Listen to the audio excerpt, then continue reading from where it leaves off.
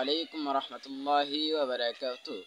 সুপ্রিয় শিক্ষার্থী ভাই ও বোনেরা, সকলকে জানাই আমার ইউটিউব চ্যানেল থেকে আন্তরিক শুভেচ্ছা ও ফেসবুক পেজ থেকেও জানাই আন্তরিক শুভেচ্ছা ও অভিনন্দন।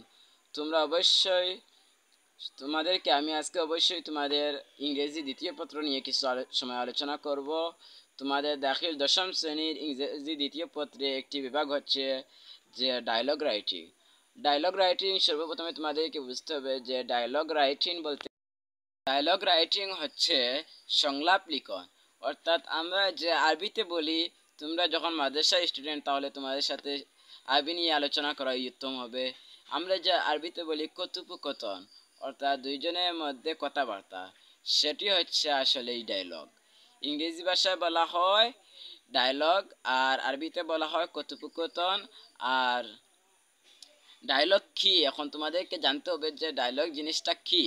ডায়লগ বা সংলাপ বলতে দুই বা ততোধিক ব্যক্তির মধ্যে কোনো বিষয়কে কেন্দ্র করে কথোপকথন বোঝায়। আমি আগে তোমাদেরকে বলছিলাম না যে দুইজন ব্যক্তির মধ্যে কথাবার্তাকেই আমরা ডায়লগ বুঝি।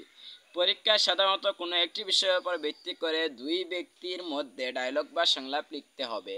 অর্থাৎ তোমাদের পরীক্ষায় নির্দিষ্ট করে দেওয়া থাকবে যে কোনো দুই ব্যক্তির মধ্যে তোমাদের কথাবার্তাই লিখতে হবে।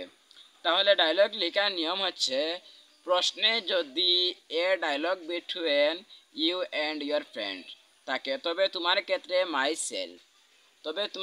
কি মাই সেলফ, এবং তোমার ফ্রেন্ড এর ক্ষেত্রে মাই ফ্রেন্ড ব্যবহার করবে। তুমি ইচ্ছে করলে মাই ফ্রেন্ডের পরিবর্তে একটি নামও ব্যবহার করতে পারো। এক্ষেত্রে শুরুটা এভাবে করতে হবে, a dialogue between myself and my friend Kamal. অর্থাৎ সাধারণত কথোপকথনের শুরুতে গ্রিটিং বা সম্ভাষণ থাকবে, যেমন হ্যালো, হাউ আর ইউ, এই ধরনের। এরপর প্রদত্ত বিষয়টি, অর্থাৎ যে বিষয়ের উপর ডায়লগ লিখতে বলা হবে সেই বিষয়টিকে আনতে হবে। তাহলে তোমরা বুঝতে পারলে, প্রথমে তোমাদের ডায়লগ লেখার শুরুতে থাকবে হ্যালো বা হাউ আর ইউ, অর্থাৎ তুমি কেমন আছো ও হে, এরকম থাকবে। তারপরে তোমাদের মূল ডায়লগের যে বিষয় আছে সেই বিষয়টি আনতে হবে। সেটা কোনো প্রশ্ন জিজ্ঞেস করার মাধ্যমে অথবা সেই বিষয়টি সম্পর্কে কোনো গুরুত্বপূর্ণ তথ্য উপস্থাপনের মাধ্যমে হতে পারে। যেমন যদি ডায়লগটি বই মেলা অর্থাৎ বুক ফেয়ার সম্পর্কে হয় তবে have you visited a book fair, অথবা nowadays a book fair has become a common affair in our country. এইরকম তোমাদেরকে ডায়লগ লিখতে হবে। বাক্যটি ব্যবহার করার মাধ্যমে বিষয়টিকে উপস্থাপন করা যেতে পারে। আর ডায়লগ শেষ করার ক্ষেত্রে সি ইউ, বে অথবা থ্যাংক ইউ ব্যবহার করে শেষ করা যেতে পারে।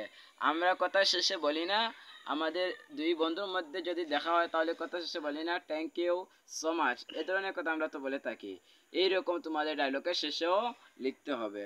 ডায়লগ লেখার গুরুত্বপূর্ণ কিছু কৌশল আমি তোমাদেরকে পরবর্তী ভিডিওতে দেখে দিব। তোমরা আমার ইউটিউব চ্যানেলটি সাবস্ক্রাইব করে আমার ফেসবুক পেজটি ফলো করে আমার পাশে থাকবা।